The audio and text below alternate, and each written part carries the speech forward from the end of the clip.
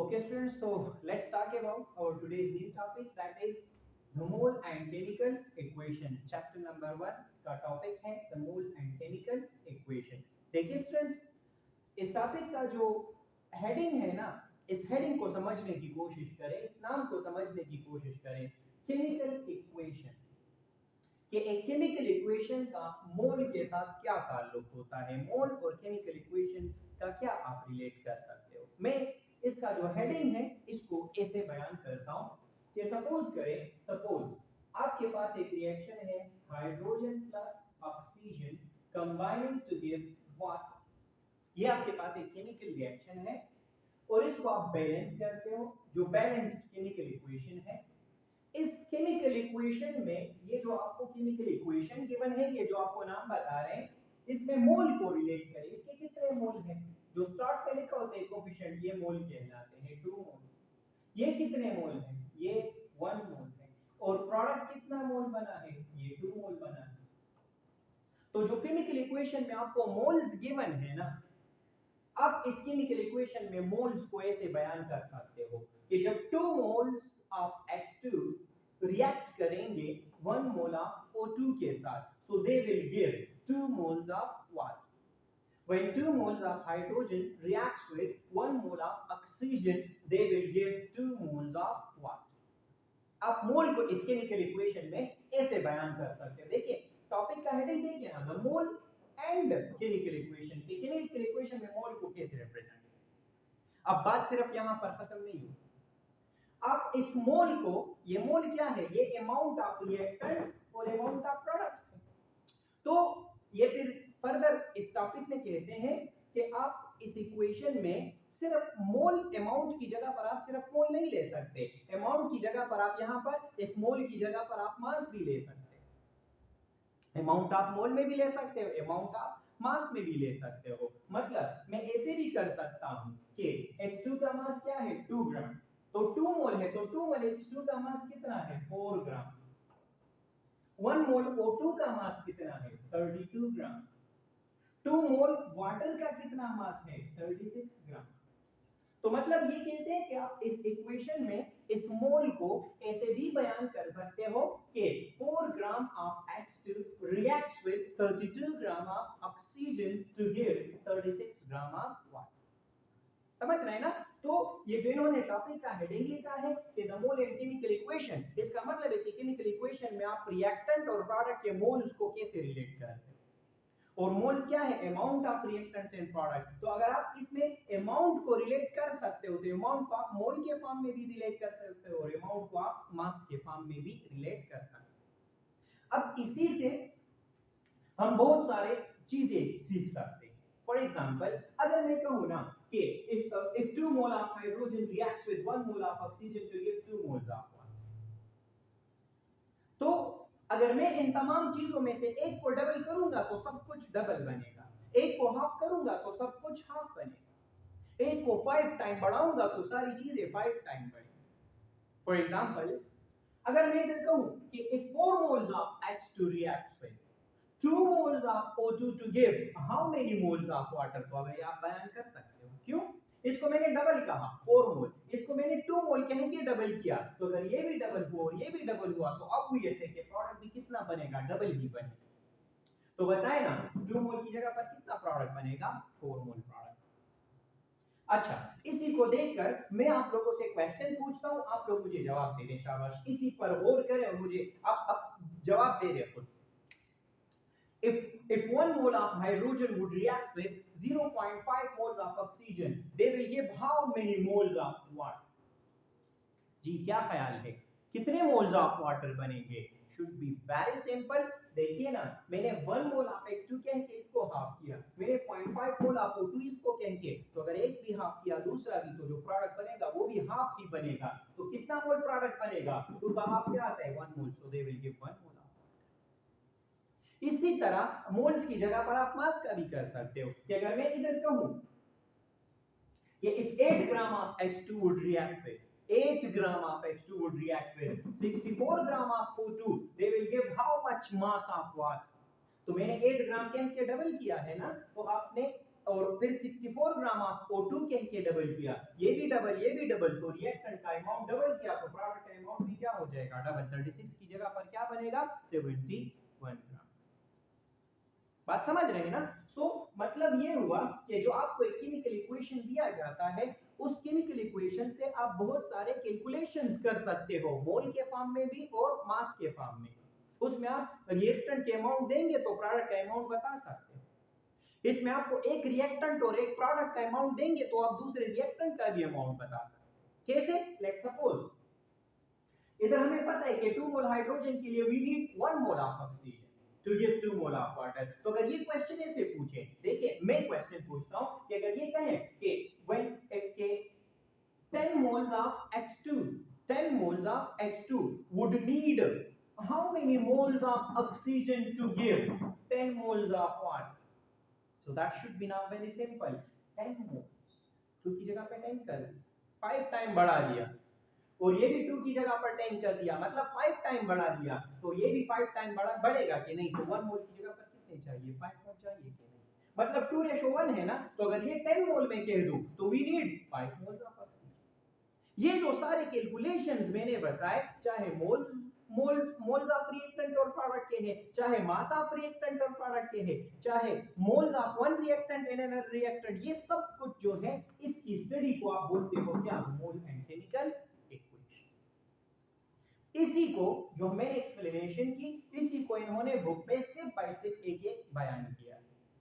उसी को हम आगे बढ़ाते हैं और स्टेप बाय स्टेप 1 इसमें पढ़ते हैं। तो इसमें जो पहला जो हम पढ़ते हैं, the first one that is called mole conversion, या इसको आप बोल सकते हो मोल रिलेशनशिप, मोल कन्वर्जन या mole relationship. Now what is mole conversion? देखें, ऐसा कन्वर्जन जिसमें एक सब्सटेंस का मोल आपको गिवन होगा और दूसरे का मोल रिक्वायर्ड होगा, जो कि आप मालूम करेंगे पहले वाले से। ऐसे कन्वर्जन्स को बोलते हैं क्या? मोल कन्वर्जन। फॉर एग्जांपल मैंने कहा कि मोल कन्वर्जन क्या होगा? Conversion in which mole of one substance will be required, will be given, mole of one substance will be given, and mole of another substance will be क्या? Required. Such conversion is called what? Mole conversion, जिसमें एक substance का मोल given होगा, दूसरे का मोल required होगा। ये जो आपको दो नेम्स दिए जाते हैं, इसमें एक गिवन होगा, दूसरा क्या होगा? Required. That conversion is mole conversion. For example, इसका एग्जांपल समझते हैं, सही है? सो आपके बुक में इसका एक एग्जांपल दिया है, उस एग्जांपल को हम इसमें एक्सप्लेन करते हैं। तो जो एग्जांपल आपके बुक में दिया है दैट इज एग्जांपल नंबर 1.5। 1.4 तक हमने मोले हैं, ये जो नंबर में कर लिए थे 1.5। देखें एग्जांपल नंबर 1.5 में ये कहते हैं, आप अपने बुक में देखें कि oxygen can be prepared by the decomposition of potassium chloride. मतलब कि जब आप, ये रिएक्शन आपको गिवन होगा क्वेश्चन में, कि जब आप पोटेशियम क्लोराइड को हीट करके डिकंपोज करते हो तो इससे बनता है पोटेशियम क्लोराइड प्लस ऑक्सीजन। तो ये कहते हैं कि oxygen can be prepared by the decomposition, जब आप इसको तोड़ते हो, आप potassium chlorate, this is called potassium chlorate and this is called potassium chloride. Potassium chloride, फर्क है, दोनों को समझे, potassium chlorate and this is potassium chloride. Okay, अच्छा जी, तो इसको बैलेंस करते हैं। बैलेंस करने के लिए ये 2 हो गए, ये 2 हो गए, ऑक्सीजन ये आपके पास बैलेंस इक्वेशन आ गया जो इन्होंने दिया है।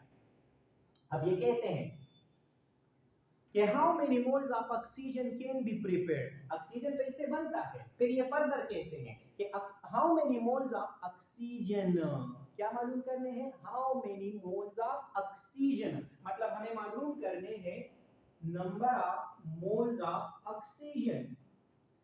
can be prepared by taking 10 moles of potassium chlorate.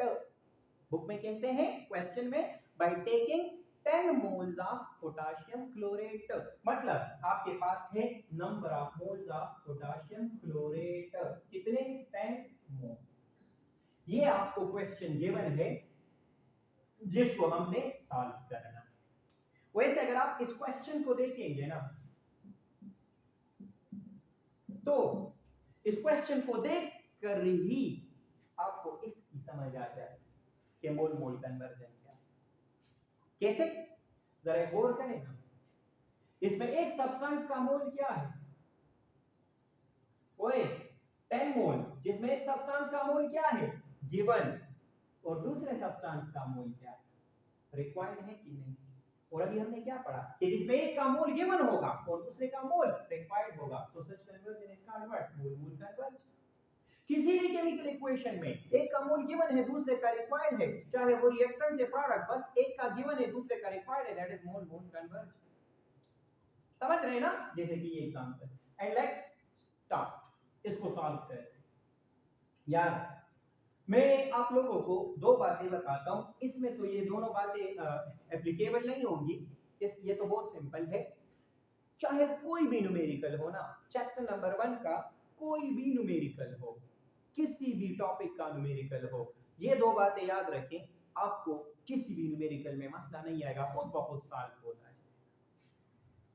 Number 1, किसी भी न्यूमेरिकल में पहला स्टेप हमेशा के लिए आप लोगों का क्या होगा? जिस चीज का मास गिवन होगा ना, सबसे पहले आप लोगों ने उसके लिए नंबर ऑफ मोल्स मालूम करना। जिस चीज का मास गिवन होगा, सबसे पहले आप लोगों ने उसके लिए क्या करने होंगे? नंबर ऑफ मोल्स मालूम। तो पहला स्टेप किसी भी न्यूमेरिकल को सॉल्व करने के लिए आपका क्या होगा कि जो आपको मास गिवन होगा, या आपको वॉल्यूम गिवन होगा, या आपको नंबर ऑफ पार्टिकल्स गिवन होंगे, आप इन सब चीजों को पहले कन्वर्ट करें किसमें? मोल। चाहे मास, चाहे वॉल्यूम हो, चाहे पार्टिकल्स की तादाद हो, उसको पहला स्टेप आप लोगों का ये मोल में कन्वर्ट। और सेकंड स्टेप हमेशा आप लोगों का क्या होगा? सेकंड स्टेप हमेशा के लिए आप लोगों का सिर्फ और सिर्फ ये होगा कि आपको जो इक्वेशन दिया है ना, आपने इस इक्वेशन से वो करने हैं, रिलेशंस लेने हैं, कैलकुलेशंस करने हैं। मतलब सेकंड स्टेप आपने कहां से लिखना है? From equation. ये दो ऐसे स्टेप्स होंगे जिसको आप करके, फॉलो करके, किसी भी, अभी तो आप लोगों ने फुल चैप्टर पढ़ा नहीं है ना, ये दो बातें याद करें और अभी से शुरू कर दे तमाम न्यूमेरिकल्स को, तमाम न्यूमेरिकल्स पे ये दो बातें अप्लाई करें, हर एक न्यूमेरिकल को बहुत होता है। लेट्स हम इस पे करते हैं। मुझे एक बात बताएं, पहला स्टेप सर आपने ये बताया था कि जिस चीज का मास गिवन उसको मोल में कन्वर्ट करें। यहाँ पर तो किसी चीज का ना मास गिवन है, ना वॉल्यूम गिवन है, और ना नंबर ऑफ पार्टिकल्स गिवन है। यहाँ पर तो ऑलरेडी नंबर ऑफ मोल्स है, तो बस पहला स्टेप हो गया, उसकी जरूरत नहीं है, पहले स्टेप की जरूरत नहीं है क्योंकि वो ऑलरेडी तैयार दिया गया है। आ जाए सेकंड स्टेप पे। सेकंड स्टेप क्या होता है? From equation. तो मैं यहाँ पर डायरेक्ट सेकंड स्टेप क्या होगा? That will be from equation. जी जनाब, फ्रॉम बैलेंस्ड इक्वेशन या फ्रॉम इक्वेशन? अब सवाल ये है कि इक्वेशन तो हमें गिवन है, तो फ्रॉम इक्वेशन व्हाट? इक्वेशन से हम क्या लेंगे? तो स्टूडेंट्स इक्वेशन से हम यहां पर क्या लेने वाले हैं? इक्वेशन से इधर देखिए शाबाश, क्वेश्चन में कौन कौन सी चीजें हैं? एक गिवन, एक रिक्वायर्ड, एक पोटेशियम क्लोराइड ये वाला, और दूसरा क्या है? रिक्वायर्ड जो है वो क्या है? ऑक्सीजन। तो आपको इक्वेशन से वो दो चीजें लेनी है जो आपको क्वेश्चन में एक गिवन है और एक रिक्वायर्ड है। जिसकी बात क्वेश्चन में नहीं हुई है उसके साथ आप लोगों का कुछ भी लेना देना नहीं होगा। मतलब इन्होंने पोटेशियम क्लोराइड की बात इस डेटा में नहीं की है, तो इसके साथ हमारा कोई काम नहीं है। तो now that should be very simple. Equation से खुद बताए ना कि 2 मोल्स ऑफ पोटेशियम क्लोराइड से कितने मोल्स ऑफ ऑक्सीजन बन रहे हैं? कितने बन रहे हैं? 3 मोल्स ऑफ ऑक्सीजन। तो मैं ये फ्रॉम इक्वेशन लिख लूंगा। फ्रॉम इक्वेशन क्या लिख लूंगा? 2 moles of potassium chloride gives क्या? 3 मोल्स ऑफ ऑक्सीजन। ये आपको देंगे। क्या होगा कि 2 मोल्स ऑफ पोटेशियम क्लोराइड से कितने बनेंगे? 3 मोल्स ऑफ ऑक्सीजन बनेंगे। ये तो हमें नजर आ रहा है कि 2 मोल से 3 मोल ऑक्सीजन बन रहे हैं। अब सवाल ये है कि जो आपको 10 मोल दिए हैं उससे कितने बनेंगे। इक्वेशन से तो हमें पता है कि 2 मोल से 3 बनेंगे। अब जो आपको डेटा में जो गिवन है उससे कितने बनेंगे, तो खुद सोचे ना कि अगर 2 से 3 बन रहे हैं तो 10 मोल्स ऑफ पोटाशियम क्लोरेट से कितने बनेंगे, बताए ना कितने बनेंगे। 2 से 3 बन रहे हैं तो 10 से कितने बनेंगे। चलो आप डायरेक्ट कर सकते हैं लेकिन डायरेक्ट मत करें, पेपर में स्टेप वाइज करें। तो इधर मैं लिख लूंगा कि इधर मुझे मालूम करना है क्या, x मतलब मोल्स ऑफ ऑक्सीजन, ये हमें पता नहीं है, यही तो मालूम करना है। तो अगर यही मैं मालूम करूंगा x की जगह पर आप आसानी के लिए number of moles of oxygen भी लिख सकते हो क्योंकि वो हमें मालूम करना है। क्लियर है ना। तो क्या कर ले, क्या कर ले, क्रॉस, क्या कर ले, क्रॉस मल्टीप्लिकेशन। क्रॉस मल्टीप्लिकेशन करने से आप लोग के पास आ जाएगा number of moles of oxygen multiply by 2 moles of potassium chloride की जगह पे मैं सिर्फ 2 लिख दूं, वो वर्डिंग लिखने की जरूरत नहीं है। और ये 3 और ये 10 मल्टीप्लाई करें तो 3 into 10, तो बताए ना number of moles of oxygen. 2 उस साइड पे चला जाएगा तो ये 3 मल्टीप्लाई बाय 10 30 डिवाइडेड, यहां मल्टीप्लाई है इक्वल के उस साइड पे जाके डिवाइड हो जाएगा 30 बाय 2 15 और यूनिट क्या आएगा मोल, क्योंकि हम क्या मालूम कर रहे हैं number of mole. So that is answer of this question, should be very simple. समझ आया है कि नहीं, क्लियर है ना। सो that is the mole mole conversion, clear. Okay, so let's talk about the second conversion, that is mole mass conversion, या आप इसको mass mole conversion भी बोल सकते हो। तो let's talk about mole mass या mass mole conversion। इसको जरा बोल करें, देखिए इधर एक मोल लिखा है, एक मास लिखा है, तो that should be very simple, जिसमें ये अगर मोल गिवन होगा तो क्या मास रिक्वायर्ड होगा, और अगर मास गिवन होगा तो मोल रिक्वायर्ड होगा। मतलब कि इन दोनों में से एक गिवन होगा और दूसरा रिक्वायर्ड। समझ रहे हैं ना। इंशाल्लाह बहुत आसान बनने वाली केमिस्ट्री, अलिफ से ये तक एक एक लफ्ज आप सबको समझ में आएगा, एक एक लफ्ज बिल्कुल आसान। आपको फील भी नहीं होगा कि आप ऑनलाइन पढ़ रहे हो या ऑनलाइन आप देख रहे हो। बस तवज्जो से सब कुछ सुने, एक एक चीज की आपको समझ आने वाली है, मजा भी आएगा आपको, बोर भी नहीं होगा। मोल मास कन्वर्जन, मैंने कहा कि इसमें क्या होगा, इसमें एक चीज गिवन होगा तो एक रिक्वायर्ड होगा। तो मतलब मैं इस तरह लिखूंगा कि द कन्वर्जन इन विच, जिसमें क्या होगा मोल और मास इन दोनों में से एक of one substance will be क्या गिवन एंड मोल और मास इन दोनों में से एक of another substance will be required.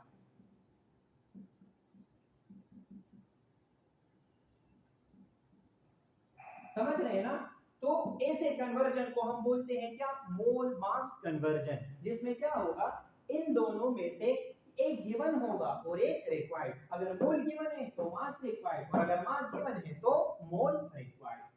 इसका क्या हुआ, अब इस पे हम एक एग्जांपल सॉल्व करते हैं। आपको एग्जांपल से ये स्टेटमेंट भी समझ आएगा और आपको एग्जांपल भी समझ में आ जाएगा।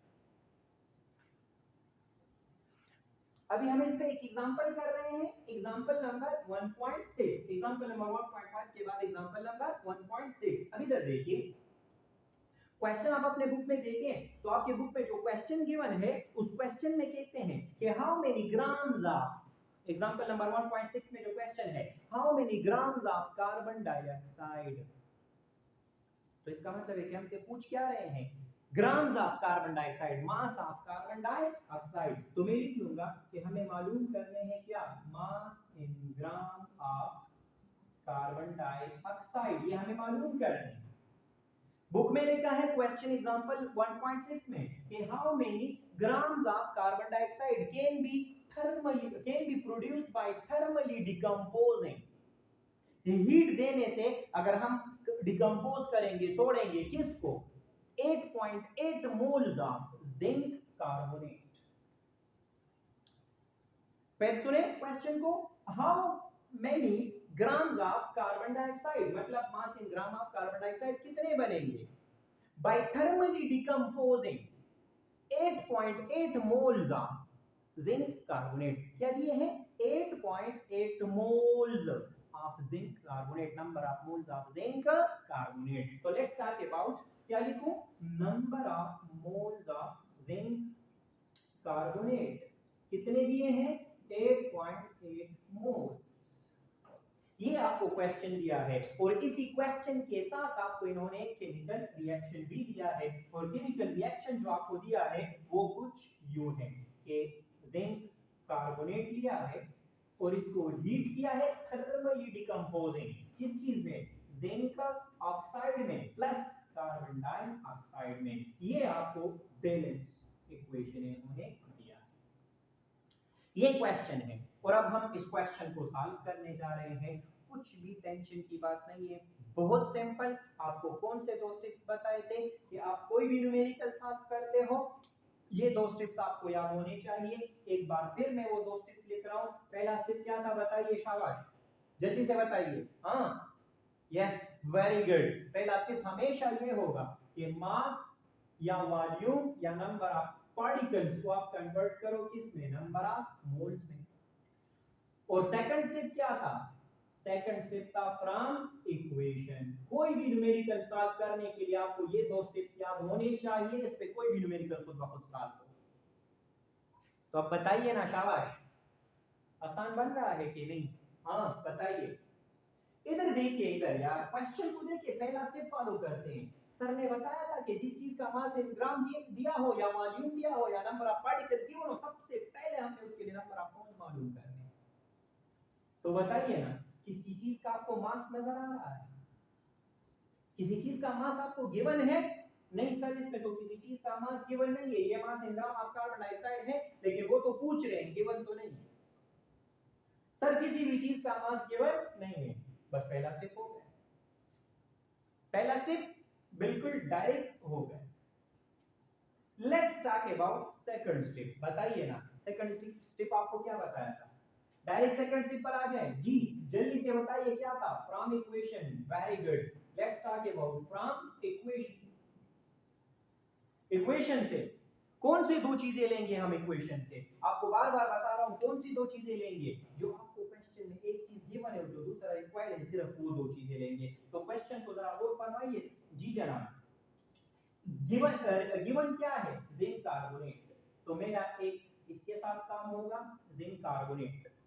रिक्वायर्ड क्या है? Carbon dioxide. तो एक इसके साथ काम होगा, मतलब हमारा पूरा काम इन दोनों के साथ होगा।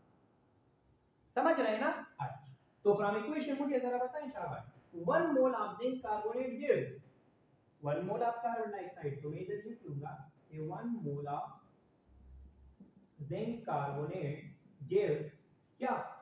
1 मोल ऑफ कार्बन डाइऑक्साइड। अगर 1 मोल से 1 मोल बन रहा है तो क्वेश्चन में दिया है कि 8.8 मोल ऑफ जिंक कार्बोनेट। 8.8 मोल से 1 से 1 बन रहा है, 2 से 2 बनेंगे, तो 8.8 से यही बनेंगे, तो इसको x लिखने की जरूरत नहीं है, डायरेक्ट कर लें। 8.8 मोल्स ऑफ कार्बन डाइऑक्साइड, ये आ जाएगा हमारे पास मोल्स ऑफ कार्बन डाइऑक्साइड। काम खत्म हुआ कि नहीं? नो सर, क्यों? सर हमसे तो mass in gram of carbon dioxide पूछ रहा है, और ये तो number of moles of carbon dioxide आ गए। Very good. सोचे ना, हमारे पास तो कार्बन डाइऑक्साइड के आ गए हैं लेकिन मोल्स, लेकिन हमें चाहिए क्या? मास इन ग्राम। तो कर लेना, जब मास इन ग्राम मालूम करना हो, खुद बताइए, जब मास इन ग्राम मालूम करना हो तो नंबर ऑफ मोल्स के लिए फार्मूला कौन सा यूज होता है? खुद शाबाश। Number of moles of carbon dioxide is equal to mass in gram of carbon dioxide divided by molar mass of carbon dioxide। जब मास का जिक्र है तो मोल्स के लिए फार्मूला इस्तेमाल होता है कि नहीं? जी जनाब। मालूम क्या करना है? सर मालूम करना है mass in gram of carbon dioxide. तो सही है ना, मालूम कर लेना, इसको छोड़ दे और इसको इधर ले जाए, मल्टीप्लाई कर।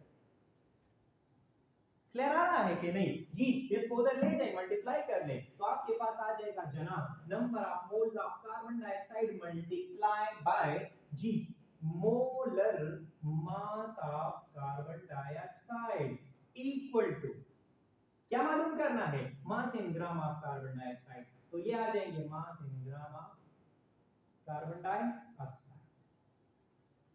ये तो मालूम करने हैं। बताए ना जनाब number of moles of carbon dioxide कितने हैं, 8.8 mole into molar mass of carbon dioxide का मोलर मास, बार बार बता रहा हूं, जो एक्चुअल मास है उसको ग्राम में एक्सप्रेस करे वो मोलर मास होता है। कार्बन का मास कितना होता है सर, कार्बन का मास होता है 12, वेरी गुड। ऑक्सीजन का 16 मल्टीप्लाई बाय 2 32, इन दोनों को कंबाइन करें 44। एक्चुअल मास इज 44, और अगर 44 के साथ मैं इधर क्या लगा दूं, अगर 44 के साथ मैं इधर ग्राम लगा दूं तो ये जो हो जाएगा पर मोल, ग्राम पर mole is the unit of molar mass. समझ रहे हैं ना? तो ये मोल और मोल कैंसिल हो जाएंगे, मोल और मोल को कैंसिल करें, इधर आपके पास आ जाएगा क्या, मास in gram of carbon dioxide. तो आपके पास 44 ग्राम मल्टीप्लाई बाय 8.8 कर ले, तो इससे आपके पास फाइनल आंसर क्या आ जाएगा, फाइनल आंसर आपके पास आ जाएगा mass in gram of carbon dioxide, mass in gram of carbon dioxide is equal to what, 387.2, क्या 387.2, और यूनिट क्या आएगा, ग्राम, क्योंकि मालूम क्या कर रहे हैं, mass in gram. So that is the answer of this question and that is all about the mole mass conversion.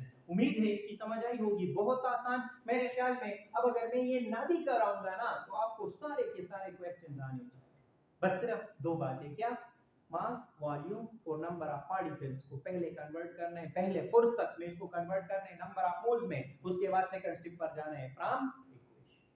समझ में आ गया है ना? Let's talk about the third conversion, that is mass mass conversion. Okay, तो हम